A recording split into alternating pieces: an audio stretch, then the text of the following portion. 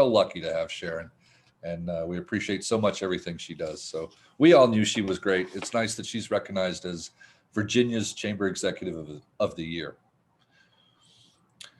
So this morning we will address the state of housing and how it's impactful to our growth as a community, as a collegiate town, and as a business industry. I want to thank our panel of 7, our moderator, Dr. Bob, and the Chamber staff for their work to bring us this program today. Before we get started on the program, I want to share some information on the Virtual Women's Leadership Conference scheduled for Wednesday, April 28th. This year will be the year for recovery and discovery for the women in our community. We're happy to host keynote speaker, Dr. Nika Logan, Associate Professor with the School of Communication at Virginia Tech. Dr. Logan will spend 90 minutes speaking to our participants on how to embrace a year of recovery after 2020 and discovering what communicating and gathering looks like for women in 2021. 2 breakout sessions will be offered to the participants, as well as a special breakout session free for young women ages 12 through 17. For more information and registration, please visit the event page at montgomerycc.org. Speaking of strong women in the community, I want to thank Harris-Kirby with Pointe West Management for sponsoring our program today. Pointe West Management serves as a leader in the housing industry and an advocate for the business community in Montgomery County. Thank you, Aaron, for your continued support in this program and the Montgomery County Chamber of Commerce. Aaron.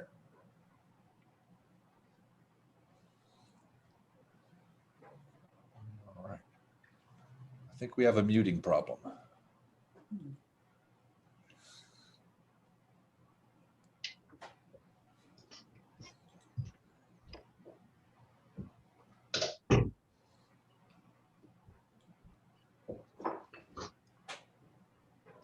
Aaron, we're not hearing you.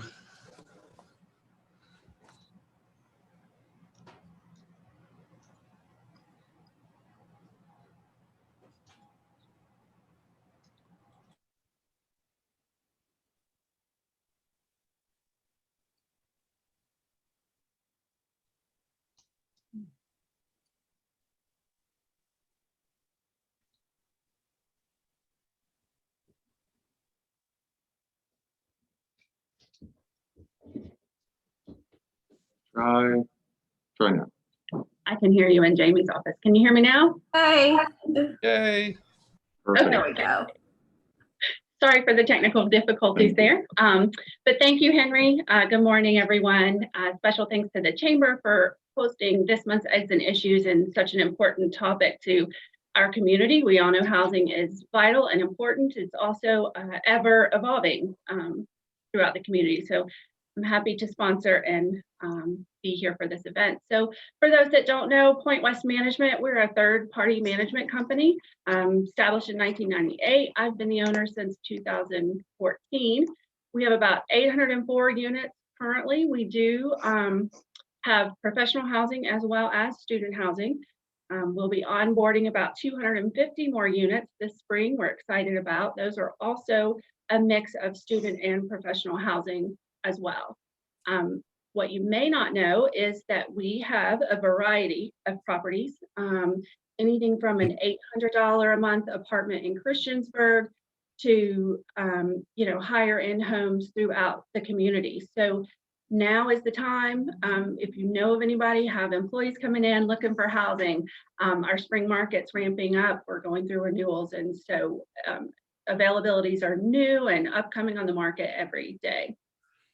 So at this point, I'd like to introduce our moderator today, Dr. Robert Denton, also known as Dr. Bob. He is the director of director of the School of Communication and W. Thomas Rice Chair at Virginia Tech. So thank you for being our moderator today. Thank you so much, and it's always a genuine pleasure to participate in, especially in this forum on the state of housing in our community. You know, when I came to Blacksburg back in 1988, housing was an issue even then. There was little new housing being built at that time. It started more in the 90s, as you know. And yes, prices were relatively high comparatively. And there was also the issue about students. And of course, I guess there's always the issue about students in terms of Blacksburg. The ladder and the expensive cost of real estate have remained issues throughout my more than 30 years here, but the issues have certainly grown, and the strategic decisions of the community now will clearly impact the character and future of Blacksburg. I think now is really, we're seeing perhaps a real turning point, and a critical point in my estimation.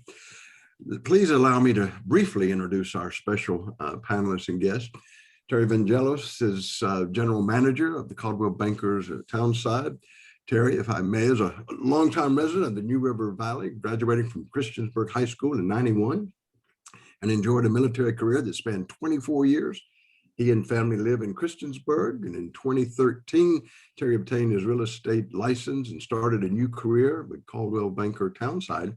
And in 2016, he received his associate broker's license and became the new general manager of the Christiansburg branch for Coldwell Banker Townside in early 2019. Terry has served on the New River Valley Board for Habitat for Humanity and is currently on the board of the Montgomery County Chamber of Commerce as the member at large. He is the current president-elect on the New River Valley Real Estate Board. Marianne Washington, with the producing branch manager, residential loan officer of Movement Mortgage. Marianne has been in the mortgage industry since 1997 and is licensed in Virginia, West Virginia, and North Carolina.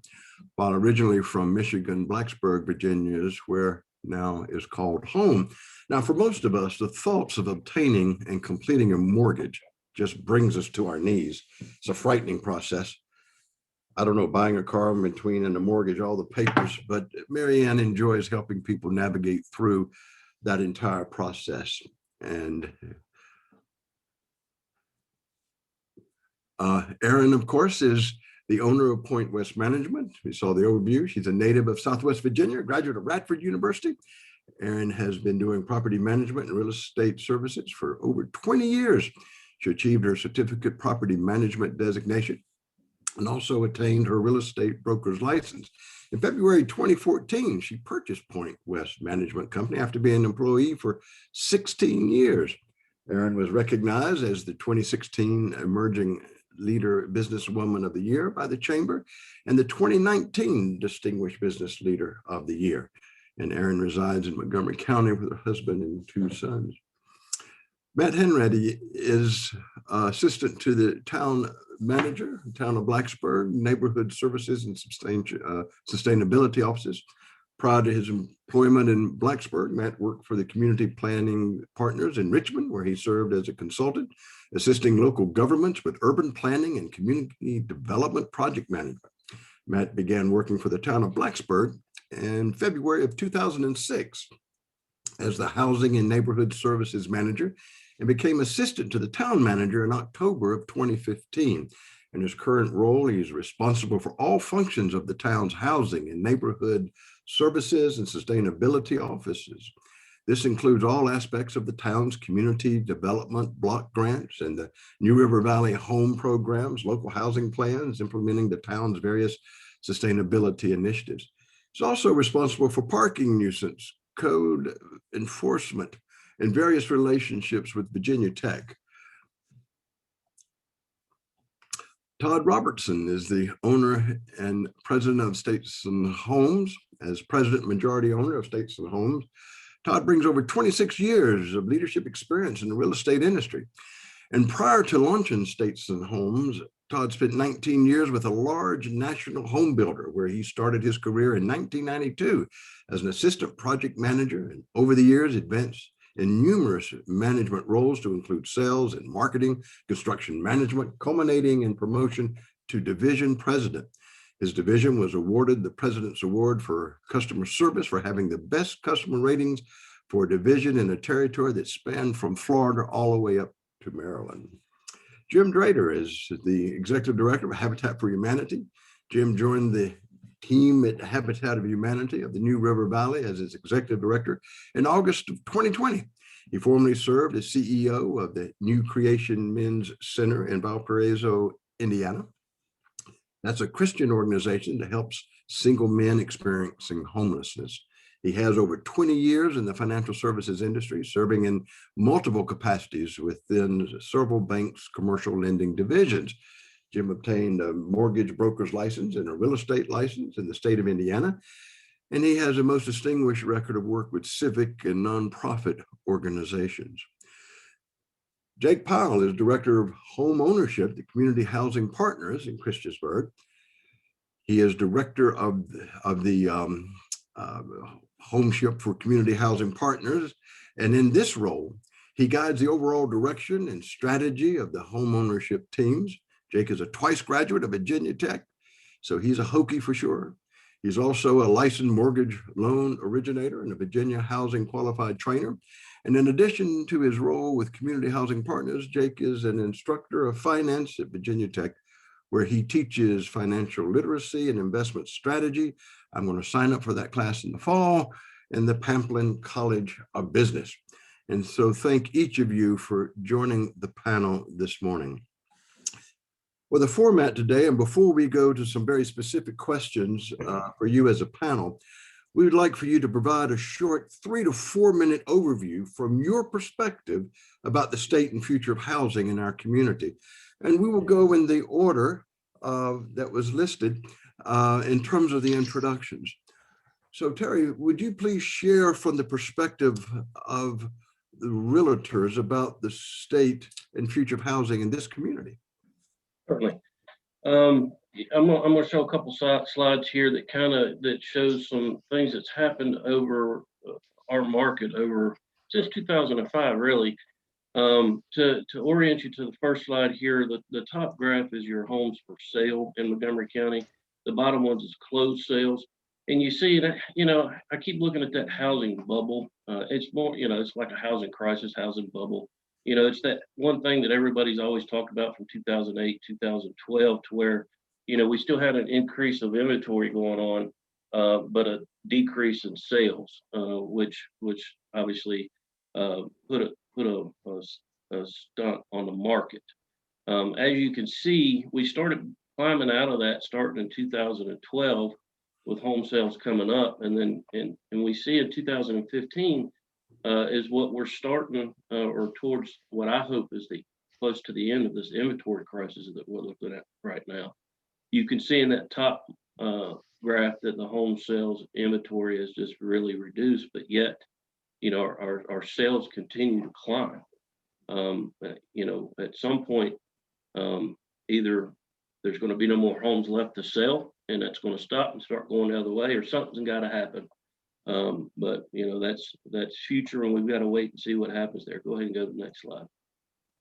So this was kind of interesting when I was looking at data for this presentation, and this is from Christiansburg and Blacksburg. I was trying to show inventory here over the last four years, and I found this sell-off in Christiansburg. It's 65 homes in a matter of 3 months. What that tells me is that Blacksburg is a key area to our real estate market. But what people started seeing really quick in 2019, Christiansburg becomes more viable of a place to purchase because they can buy more house for their money, right? So we see that steep drop off of inventory that didn't come back really in Christiansburg of 65 homes. So I thought that was quite interesting to show you this morning. Go ahead and pop to the next slide here. This right here is the average sale price of both Christiansburg and Blacksburg. And as you can see, we pretty much had the same increase, 27% in Christiansburg, 26% in Blacksburg over the last 5 years. And that's average sale price. I know you probably hear all kinds of crazy numbers coming out of both locations, but this is average sale price of all the homes in those two localities. And when you're talking and thinking about a healthy market, we're looking at, somewhere around 3% per year is what we kind of like to see is growth in our area to call it healthy. And you can see we've surpassed that by 11%, 12% over the last 4 years. So it's causing, or at least one of the causes to our crisis or our housing issue that we're dealing with right now. And then the last slide that I wanted to share with you, did COVID affect the market? What you're looking at here is your peaks and valleys, is your normal, if you look at 2016, 17, 18, and 19, those look normal. That's what we expect to see, you know, a May, June, July peak, and then drop off, peak and drop off, peak and drop off. What did COVID do? Well, it did affect the market, but it didn't affect the market like we thought it would, and where we would have a slump in home sales. Actually, what it did was it caused us to sell more homes than we did in the last 4 years. And you can see by the graph there that what it did was it lengthened the market. Instead of a serious drop off and nothing happened, people just stayed in the market, and closed sales stayed up. So we have essentially sold more homes last year than we did in the previous 4 years. Thank you very much. Very interesting indeed. And there's some questions that we'll be following up to each of those particular points. Marianne, would you please share your perspective dealing with mortgage lending? Thank you very much. And thank you to the Montgomery County Chamber for inviting all of us to attend this. I think this is a very relevant topic right now. In late 2008, Terry had referenced the housing bubble. And what a housing bubble is when there is high inventory and low demand. And the nation as a whole really experienced that at a whole nother level that none of us probably that are attending today saw before. We had nationally entire neighborhoods where people just walked away from their home. And that was due to low unemployment, people getting laid off, losing their jobs, and no longer being able to keep their homes. So in late 2008, my husband and I decided that we wanted to move. He grew up in the area and he missed his mountains. And so we started doing our research to the areas that we were interested in moving to. And I looked at the NRV, and one of the reasons why I was attracted to the area was for the clean environment, a great standard of living, shorter winters. Winter isn't 6 months here. We do have the 4 seasons, but it's actually a couple months long. Nice people. Will never meet nicer people ever, and a stable housing industry, which was extremely attractive to me. And although we did see a drop off in sale and houses in the area, we were not devastated like some of the other areas of the country. We didn't see entire neighborhoods that were vacant.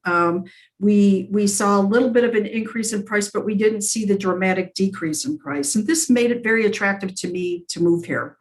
Fast forward 12 years later to today, nationally, right now, it's just the opposite, as Terry showed, low inventory, high demand, which is exactly the opposite of a real estate bubble.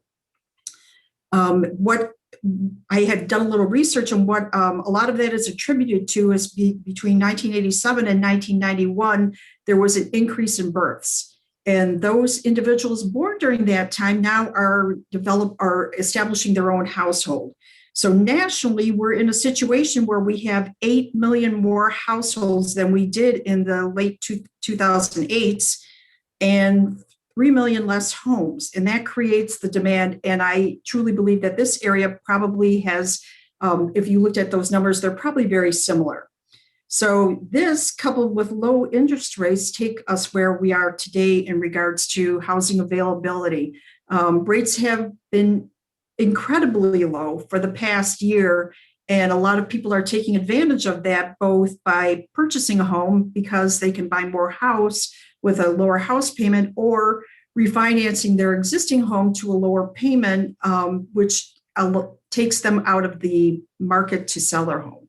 So that's where I see us today. Thank you very much. Aaron, please provide your perspective looking at the rental market in the region.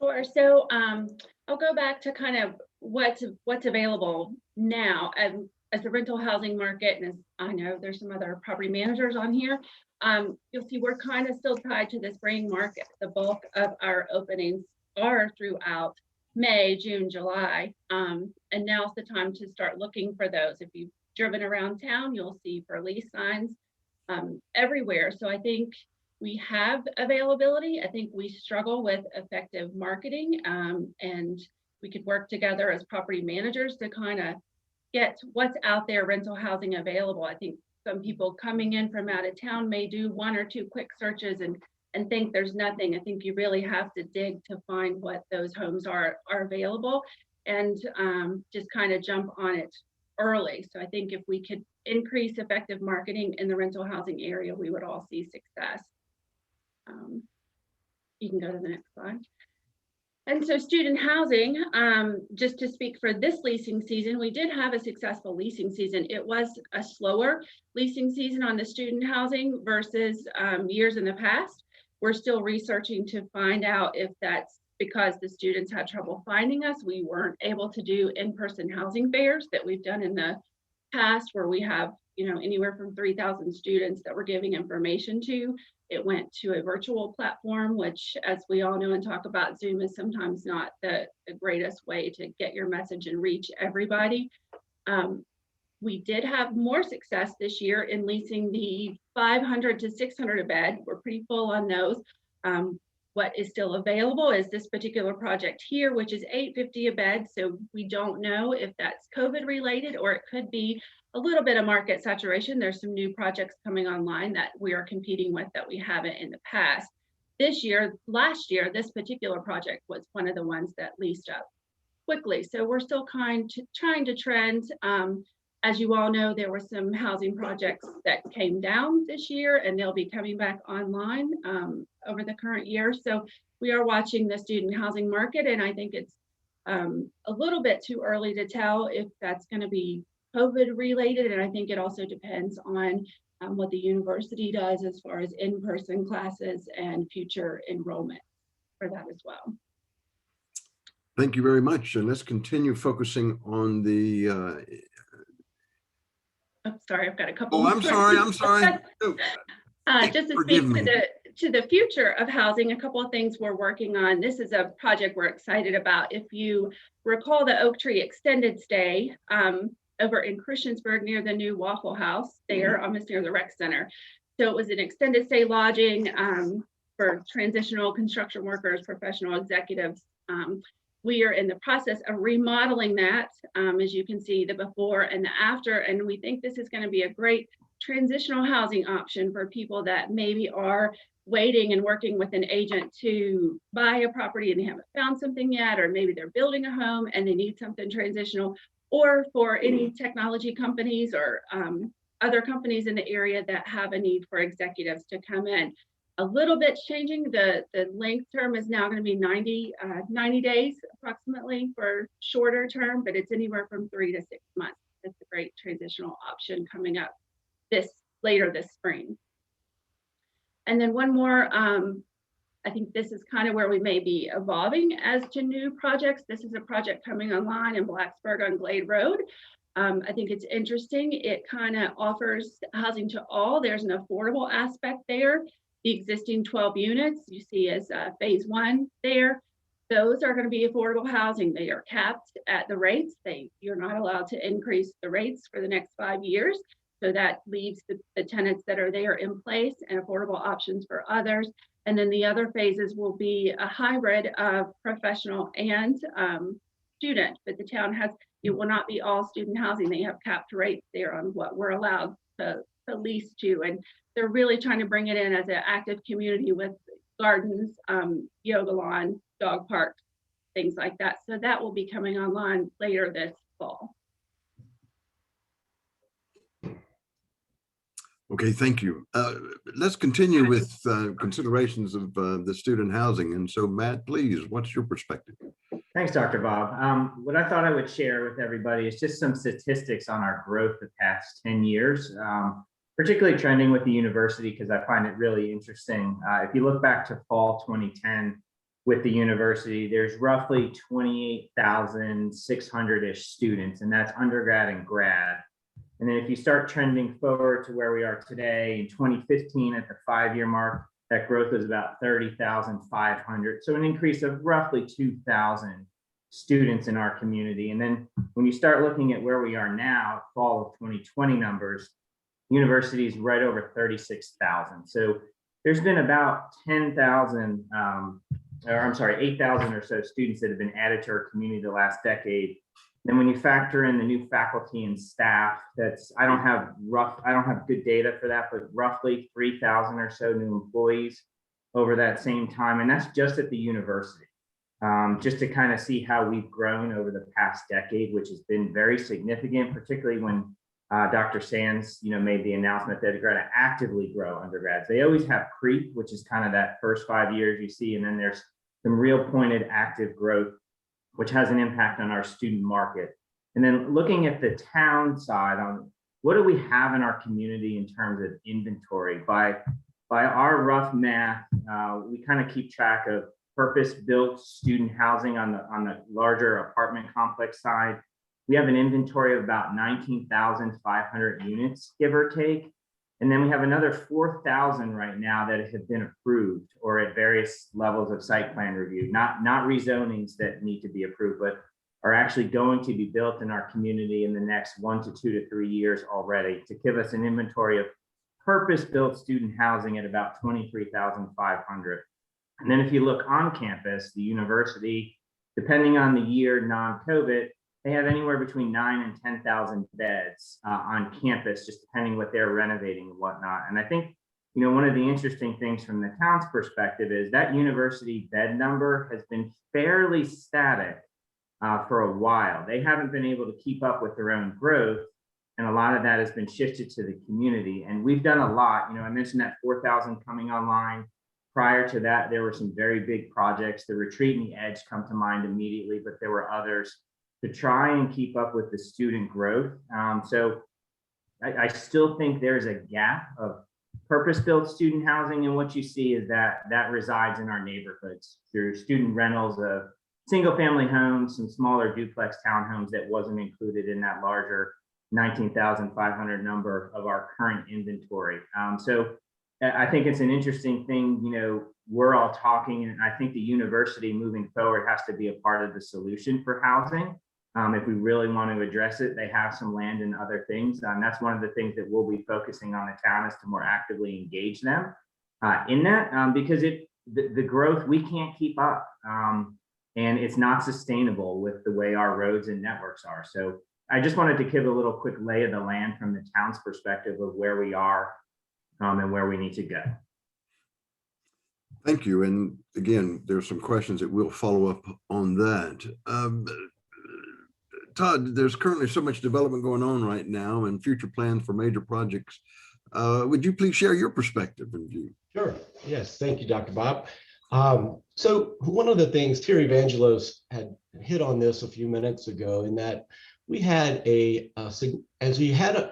came through the financial crisis, the housing crisis, which however you want to label it, inventories did, we saw too much inventory in the market. And what that caused is that there was lack of investment for years.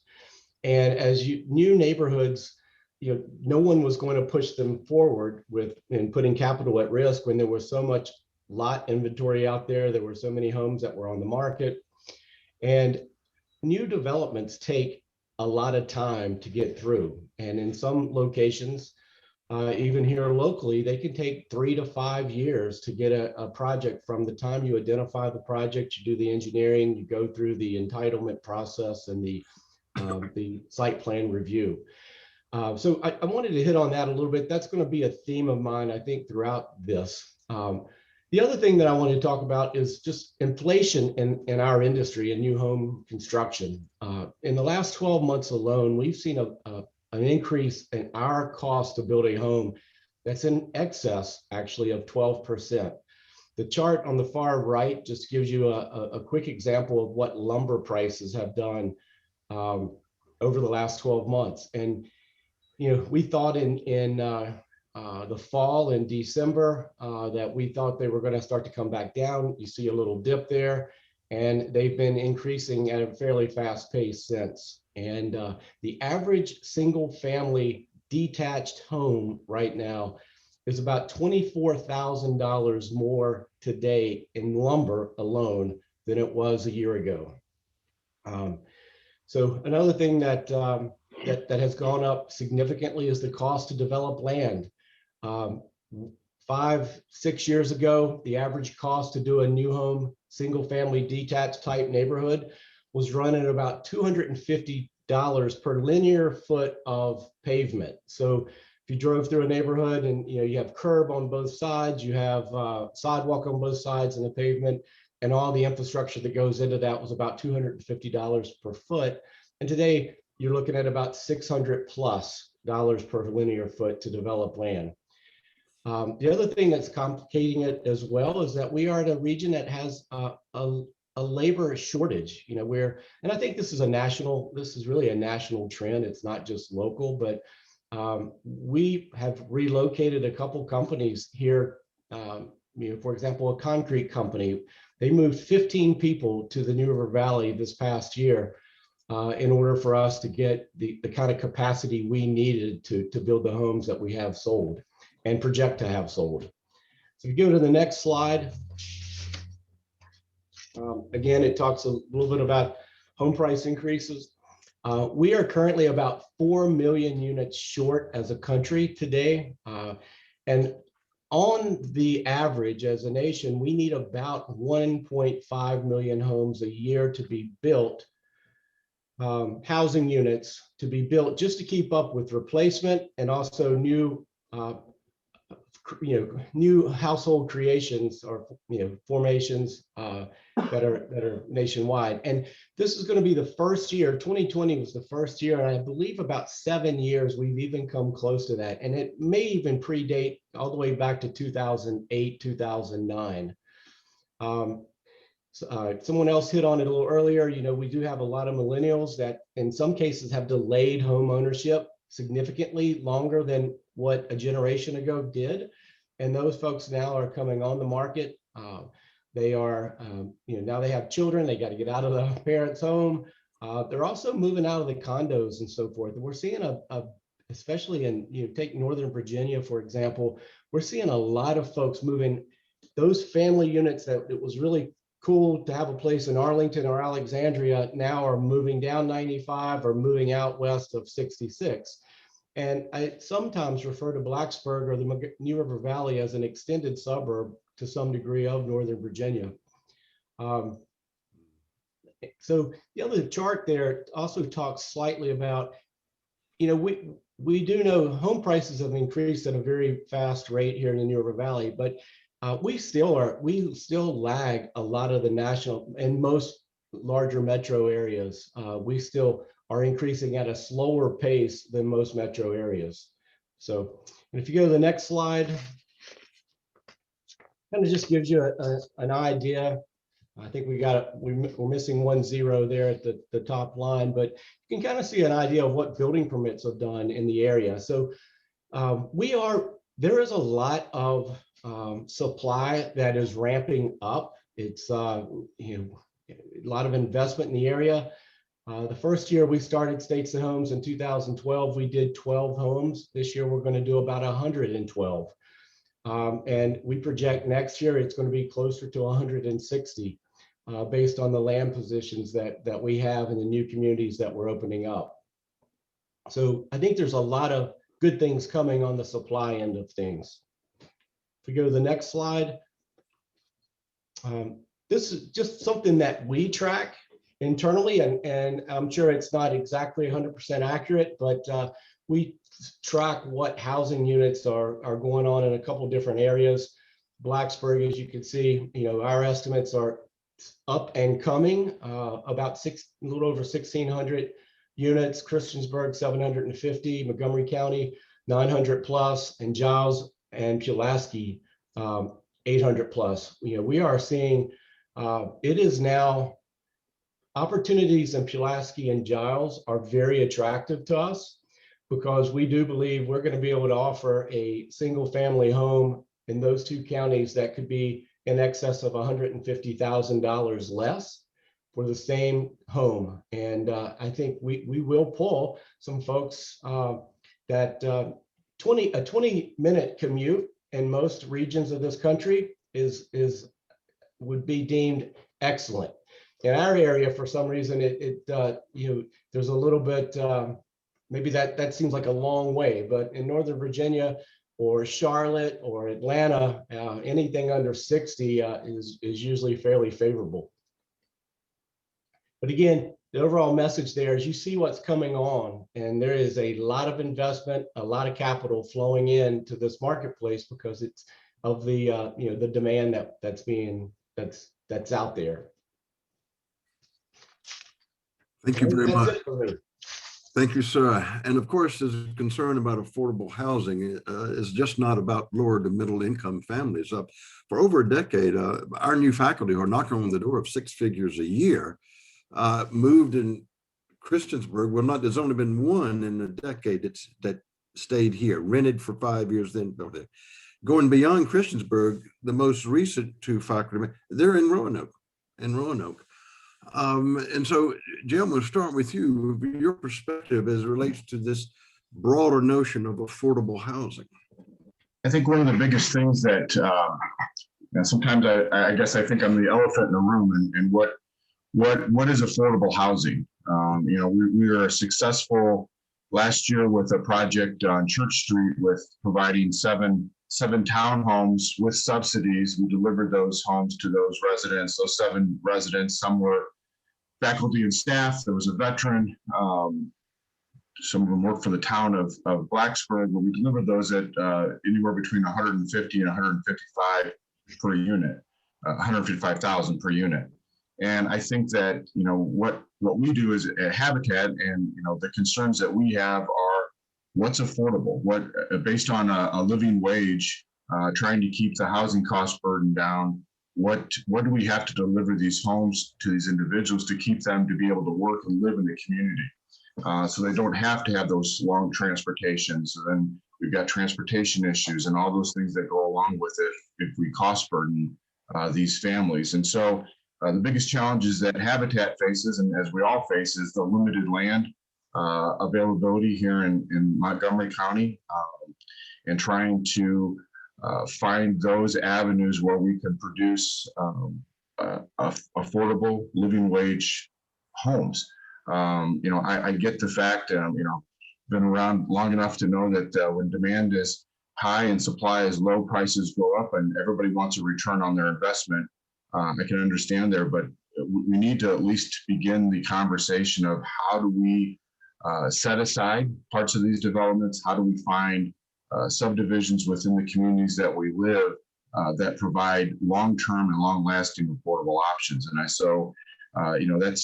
that's our goal, or my goal, is to continue to be that voice, the advocate for those that need and want to live in the community and aren't spending more than 50% of their income on housing, because that effect of spending that much money of your paycheck for a place to live has ramifications on healthcare, education, and or transportation. So I know that we've got a lot of questions to get to, and I'm looking forward to more discussion.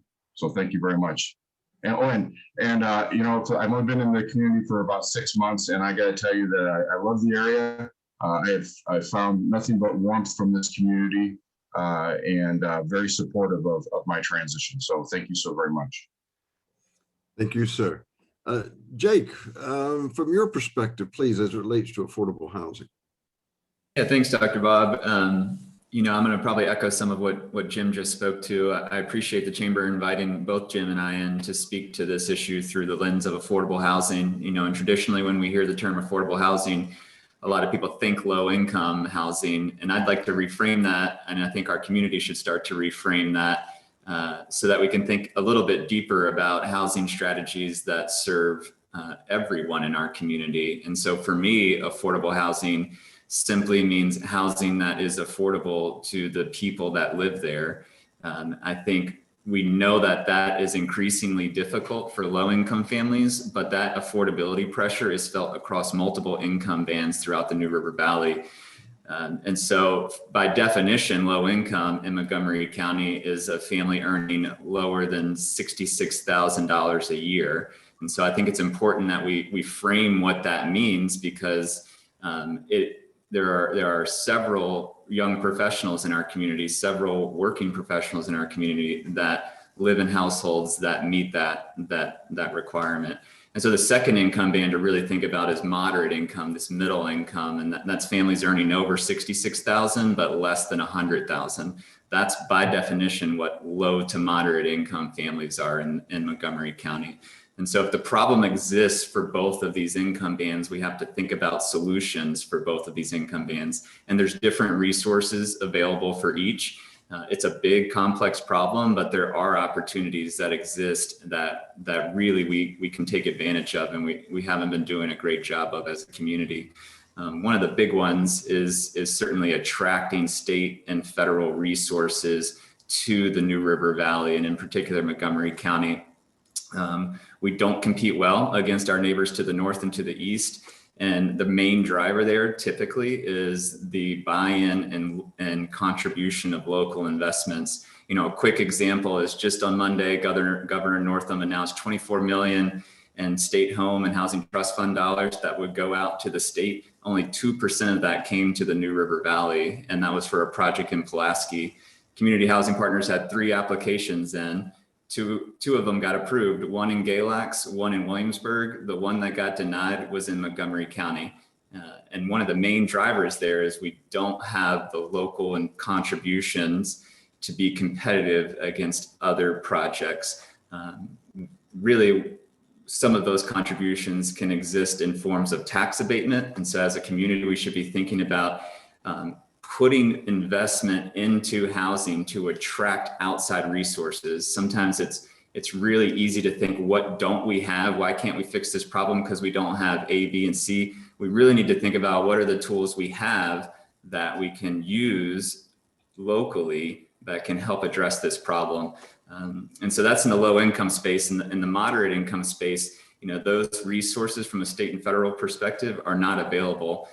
And so what we really have opportunity is in the local business community. There are examples across the state and nationally of businesses investing in the housing of the employees that work for them.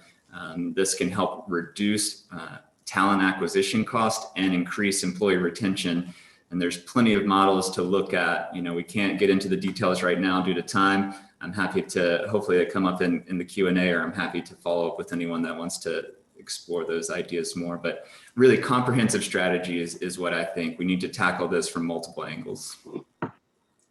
Thank you very much. My goodness, the amount of information already shared and the processing, and it raises so many questions.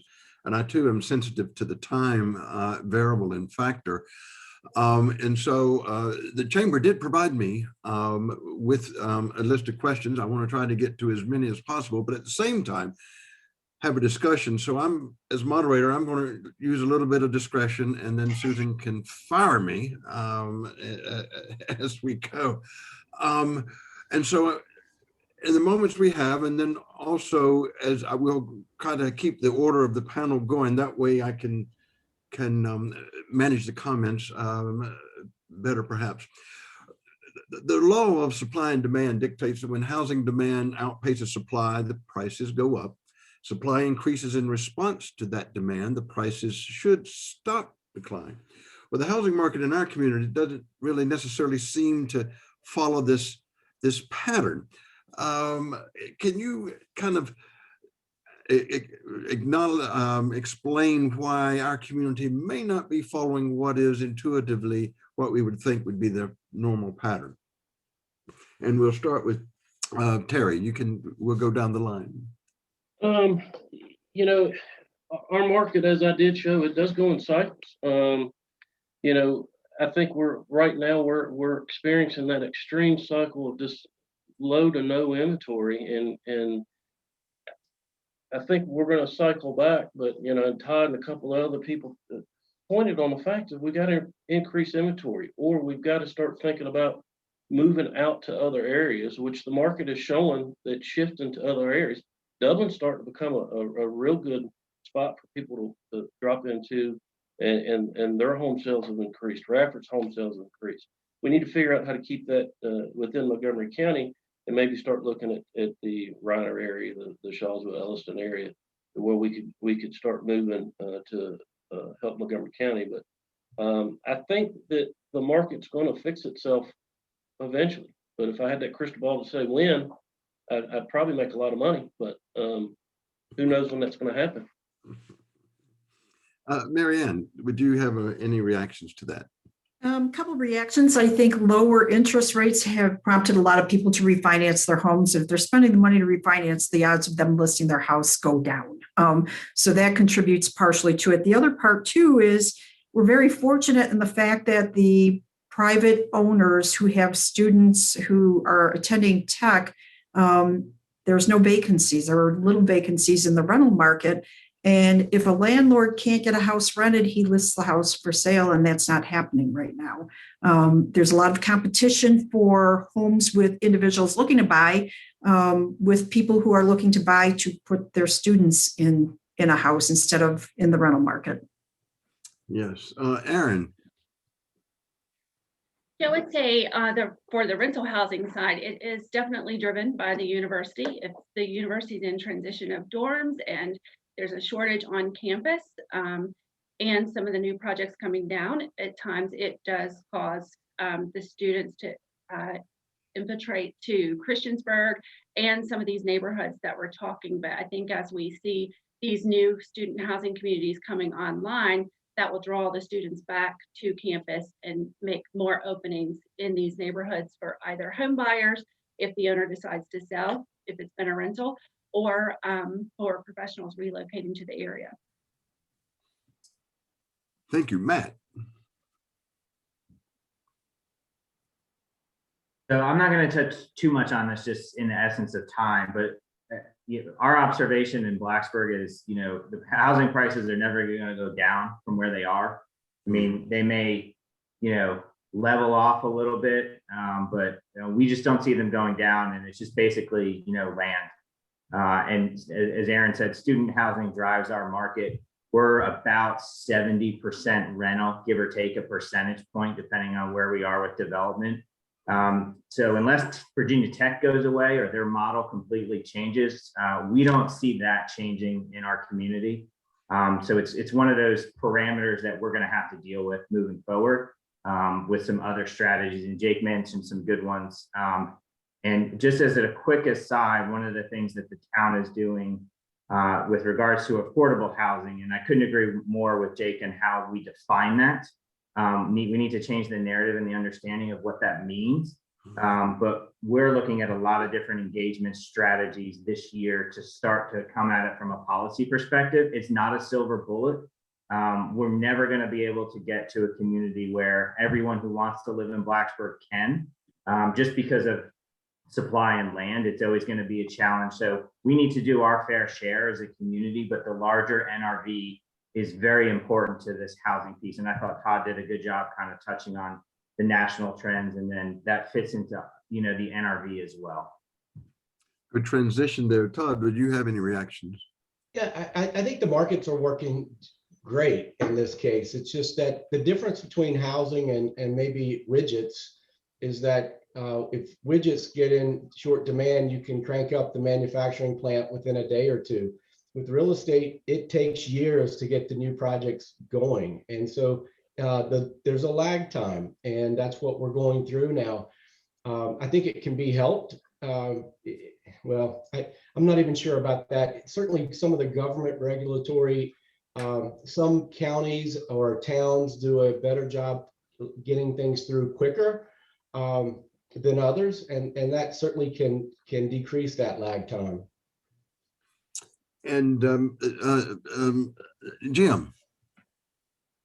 Well, I think that, you look at that particular topic, your question with respect to, I think Todd hit on the fact of the cost of development at going to $600 a lineal foot. So that's gonna delay that, or that's gonna be a second thought. Material prices are going up. I go back to my original statement of the Church Street project, where we're able to deliver those homes to at 150,000 to 155, and that project, only happened because of the community's involvement, the churches, the town of Blacksburg, the support that we had, and so that's a great collaboration to be able to deliver those affordability options in the town. And I don't disagree that not everybody's that wants to live in Blacksburg is going to live in Blacksburg, but it's great to have that collaborative effort as we identify land that's could be used for that same type of a project. So I'm looking forward to all those studies and trying to figure out those options. And I know they're coming. I know there's discussion out there now. Thank you, sir. And Jake. Yeah, quickly, I think interest rates have just been too low for too long, and it's created a ton of artificial demand in the market. I think you see that in lumber prices. Todd's right; it's way too expensive to build. We have just fueled the market with demand, and so, I think where we need to focus is innovation, and where is that? And I think our biggest opportunities are in public policy. The town's been forward-thinking. Town of Blacksburg has been forward-thinking on some of those, but we need to get it in sync as a region and think about how do we drive down the cost of development through a public policy position. Interesting. Look, the impact, the elephant always in the room is the university and the students. And even in neighborhoods that you think they would not be invasive, like you mentioned, they buy a house and put 6 kids in there, and that's cheaper than the dorms and different things like that. If you look at the demographics, do we have adequate housing for the groups of the 25 to 35 or the 35 to 50, or even those who are 65 and up? I must tell you, the character of this college town will always be a college town. We have a little bit of a place at Fancy Gap. I'm intrigued by Mount Airy. I mean, we may downsize one more time here. We've already downsized once. But I don't know that this is really now the look at this community. I'm not sure this is the community that I want to necessarily retire in. So beyond just the availability and the students, there's also, when you're looking at options by the different age groups. We have people, my neighbors are football house that comes up. And so it's not their retirement. That seems to be kind of a factor as you look up and down.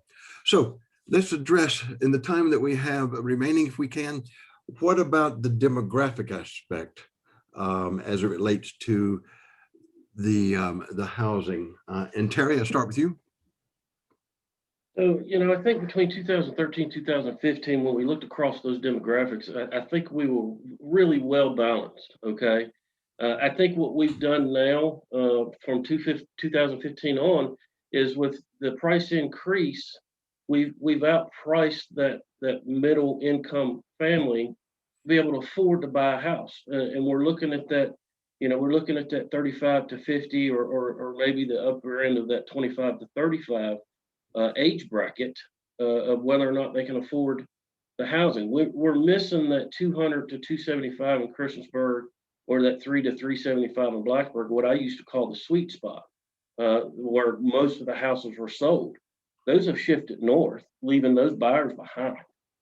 So I think we're missing in that group. I think we're doing fairly well in the upper group, in the 50 to 65 and single level home communities that are coming up in the area, and 65 plus that want to go to the living models. That we have a couple of the communities that in the area that can suffice them. But I think we need to look at that group though, because as we get boomers going into that, those are going to start expanding and filling up as well.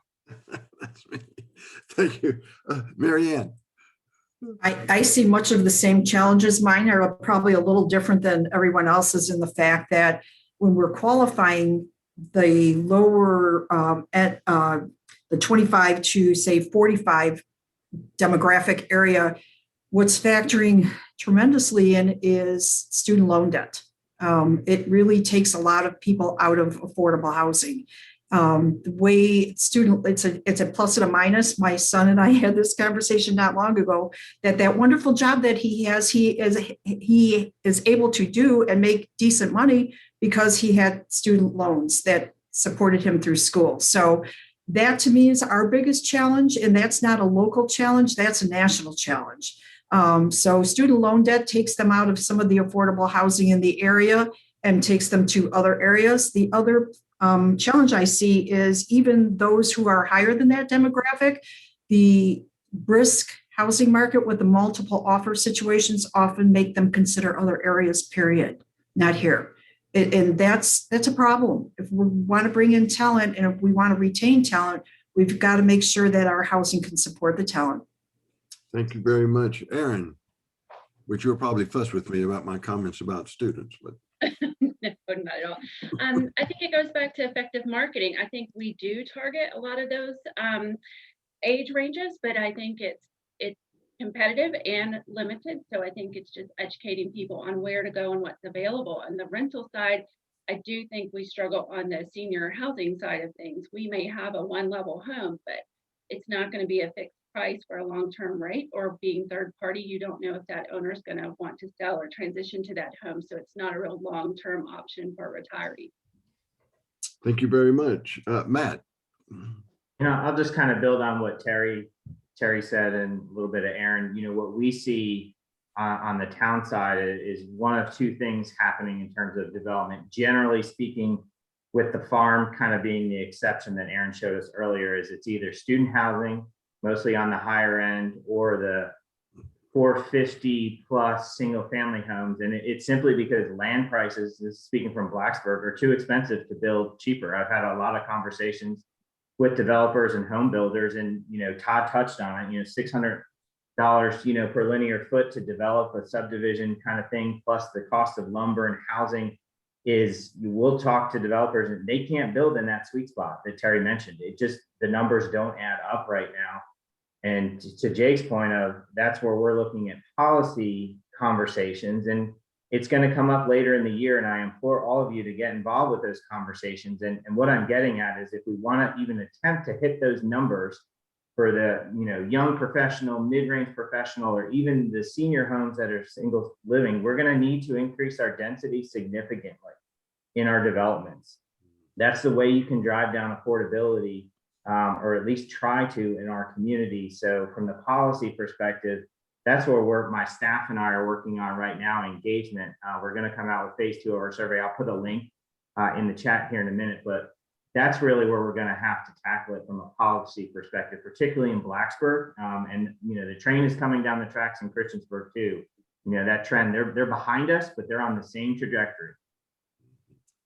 Thank you. Todd, please. Yeah, one thing I want to mention is that we've had, certainly in our industry, but we've seen a lot of wage growth actually in our area. I will tell you that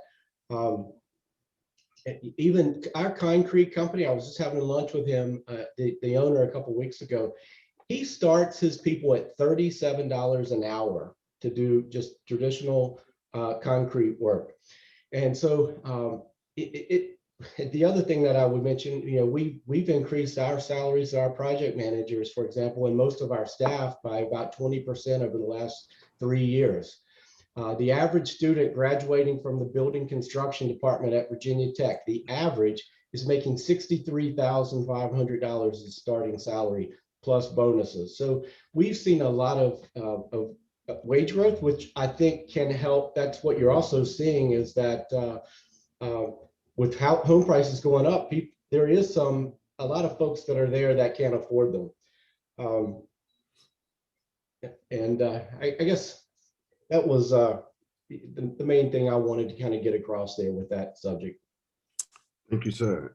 Jim. I think that, the demographics part of it, I think that we have been blessed with some very low interest rates over the past several years. And I think as that continues to increase, the affordability part of it, it's going to be a challenge. There's going to have to be an adjustment, and the markets may not adjust quick enough to make that offset. I think that if you look at the conversation about the minimum wage and where that's been stagnant since 2008 or 9 or whatever it was, that conversation is back on the table, and we'll see what kind of effect that has on our local economy. I agree that solid employers are beginning to increase those wages to help their employees, and I think that makes the affordability part of it better. But I'm really concerned that interest rates can't stay low forever. What goes up goes down, and unfortunately, they go up a lot faster than they come down. It's kind of like gas prices. So Yeah, that has to be on our radar as we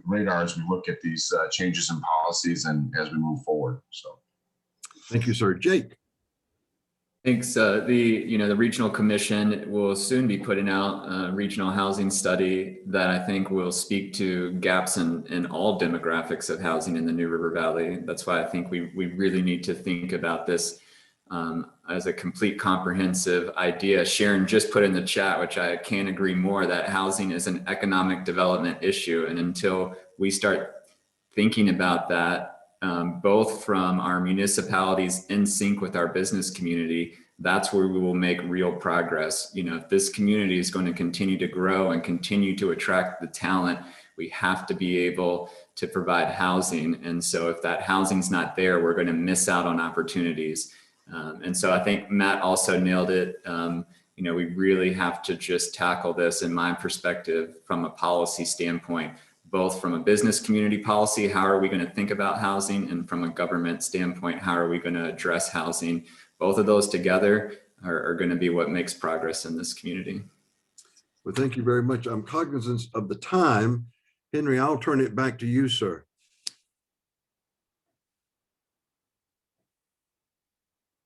Yeah.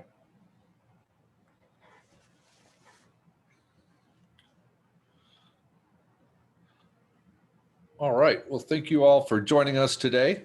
Thank you to our panel, our moderator, Dr. Bob, and to our sponsor, Pointe West Management. Clearly, this is an exciting, important issue, and we will continue looking into it. For next month's Eggs and Issues, we will host Virginia Tech President, Dr. Timothy Sands will be our guest to discuss Virginia Tech's growth and community impact. So in many ways, this will continue the conversation. Don't forget to register for our Women's Conference scheduled April 28th. Also, be sure to check out the newest legislative blog, which lists important bills that passed this session. We will host our local senators and delegates for a special legislative update on April 22nd. Later this month, the Chamber will be publishing the Minority-Owned Business Directory, highlighting women and minority-owned businesses. If you haven't completed this form to be listed or know someone that should, see the chat box for the link to the form. Finally, I'll wrap up with the top 3 housing puns in Montgomery County. Number 3, the quest for affordable housing is the origin story of the 3 little pigs. Number 2, the last remaining unit in the apartment building is politely referred to as last but not least. And the number 1 housing fact, do you know what a house wears? A dress. More information on all things except these bad puns will be at the Chamber at montgomerycc.org/events. Thank you for joining us.